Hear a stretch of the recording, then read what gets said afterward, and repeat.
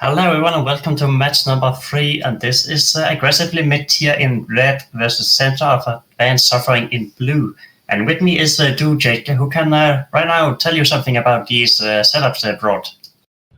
I'm very excited about this matchup being a very similar matchup to the one we saw last time. Maybe we'll get a different result. Maybe we'll see the Blaster Rush with Hyperion take and tackle the Typhoon and kill it again. We have Center for Advanced Suffering bringing drones and blasters against the missile-based comp that is probably going to kite for aggressively mid-tier. I believe the Brutix Navy issues the Rail Brutix. So once again, we're seeing that this brawling Hyperion being supported by long-range ships, and the match has begun. And we're seeing already the missile ships in the red team that are burning away. In the meantime, the blue teams are dropping a few sentries. What is the Hyperion doing? Is he just having a picnic? I don't know. But yeah, seeing shots being fired, and the Rima in the Osprey is taking damage. He's being the primary. Once again, trying to get that Tech 1 Shield Lucky out of the question.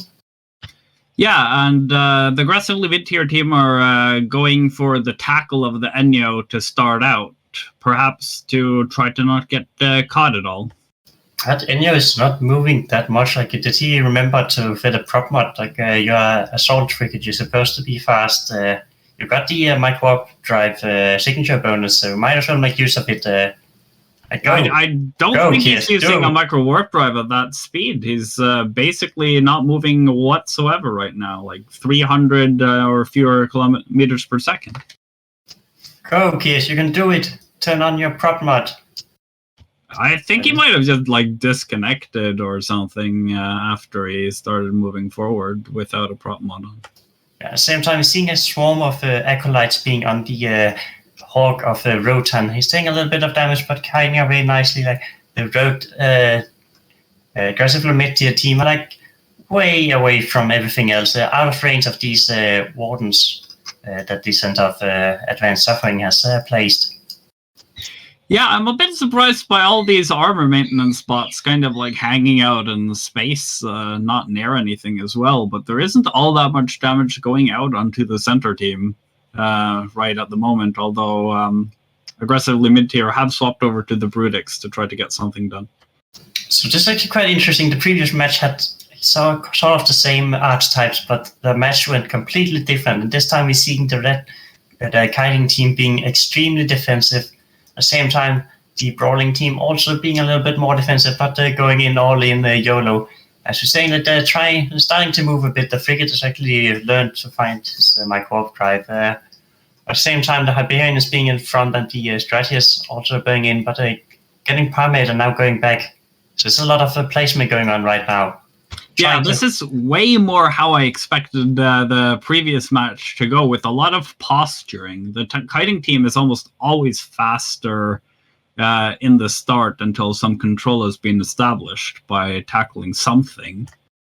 And we've seen the Typhoon taking damage, and the Hyperion is really close.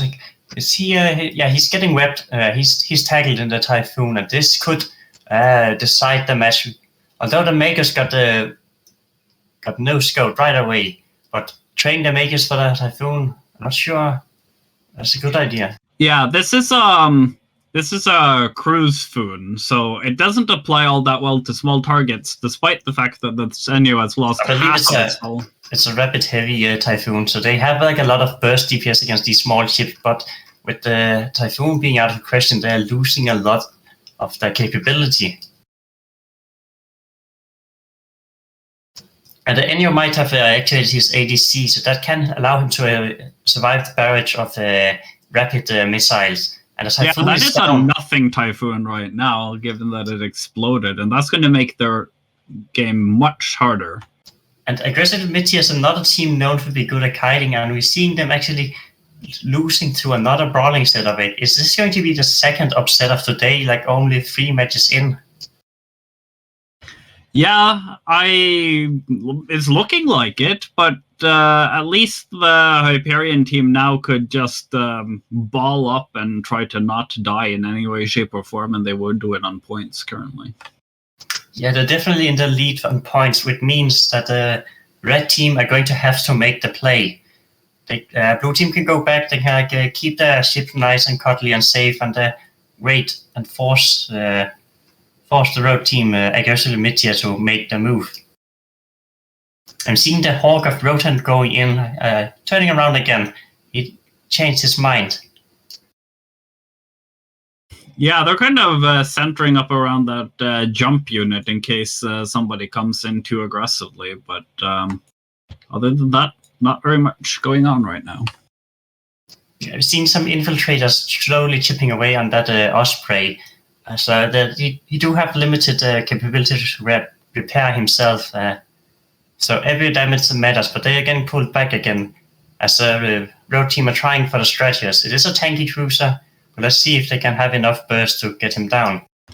Yeah, I would love to hear what the teams are talking about in their comms now in terms of strategy. There could definitely be a case of the aggressively mid-tier team waiting until they can kill only one ship right before the timer runs out and win on points. They're trying again for the Enya, though. That's an extremely risky play, and they might actually be able to take out the Enya, like swooping around trying to get him, but at the same time the Hyperion is getting in close, and he's got a noose on that Jackdaw. So they're going to lose the Jackdaw in return. That's another trait that you really don't want to do. Yeah, they're still up on points, but at this point, it's going to be very hard for them to control any part of this engagement. They won't the have Jackdaw the is actually speed. getting close to that micro drum drive unit. He can maybe make it. It's going to be risky to make the turn, but if he can do it, he can survive. But this is all on him right now. Having the Cyclone fleet issue being with him, and the offers already jumped. He's running out of time. He's running out of structure. This is going to be now or never. Yeah, he's tackled by that Hyperion, I'm guessing, and really that Hyperion is kind of alone. Yeah, just checking for any tackle mod of that Cyclone. It is scram, so Cyclone can't jump, so he's going to go down as well. Don't want to have a Hyperion on top of you. Yeah, they're killing the Orthrus. No, the Orthrus is killing the Augur in the background there. That Hyperion is going to do whatever it's going to do over by the jump unit, and it's going to have to jump back in order to deal with anything. But at this point, I don't think it's going to help to kill the Augur a bit, because the Hyperion can tank them all, and he's going to kill off that the Cyclone fleet issue. And then they can just run away and win on points. Yeah, Augur is still burning away, trying to get closer to the friendly ships that can protect him. He's having like a few repair drones on him as well, and he's actually catching reps. He has a local repper to keep himself up. And this is just being aggressively mid-tier, being aggressively not high tier. Yeah, if they lose this Cyclone, they are not killing anything more, and they are losing on points easily. So he is not getting away in any way. Yeah, we do see the Augur go down, but at this point, the road team aggressively mid-tier losing their Cyclone fleet issue as well, and only having these Orthrus remaining and the Hawk to actually do any significant damage. And they still have like a cruiser, a battle cruiser, and a battleship to chew through. They just don't have DPS, even if the blue team decided to disconnect. That Cyclone is going to die now. That is it. I'm calling it for Center for Advanced Suffering. Yeah, it definitely seems like the aggressive mid-tier are doing some suffering right now. They are getting picked apart by a brawling team, and once again, actually seeing the Hyperion do well in this format. We saw last in the feeding rounds that the brawling battleships didn't do well, but now we're seeing the Hyperion actually do well and having some redemption for these brawling setups. So I'm seeing this. I love seeing this kind of upsets and matches going all over the place. And this is really amazing. What can I say? I practiced a lot with somewhat brawly ships, and I guess we were having issues more with Ewar. I feel like these three first matches have been decided a bit less by Ewar than my experiences would tell me. Yeah, we're having 1 minute remaining, and they're just doing what they can, like trying to get their strategies down, but Orthros is getting within range, both the Hyperion and the Brutic's Navy issue closing in. And we're getting news on the Orthros. At this point, it's just a last-minute attempt. Maybe he can try and commit Sudoku. It looks like the Osprey's at the jump beacon. He can maybe do an Edge of Glory, but yeah, I'm gonna say that this was well piloted by the Center for Advanced Suffering. They did kind of split up their Hyperion from the rest of their fleet, knowing that the Hyperion reps enough by itself to be a significantly burdensome target to take down, and it allowed them to have a lot more control than if they clumped up. We're seeing GFs on the well-fought and local, and Cyclohexanol is joking a bit, saying reset, which is something you say when you're practicing with the others and trying to start over. But this is a real deal. You can't start all over, as that means aggressively mid-tier drops down 1 tier, and we go back to the analyst desk.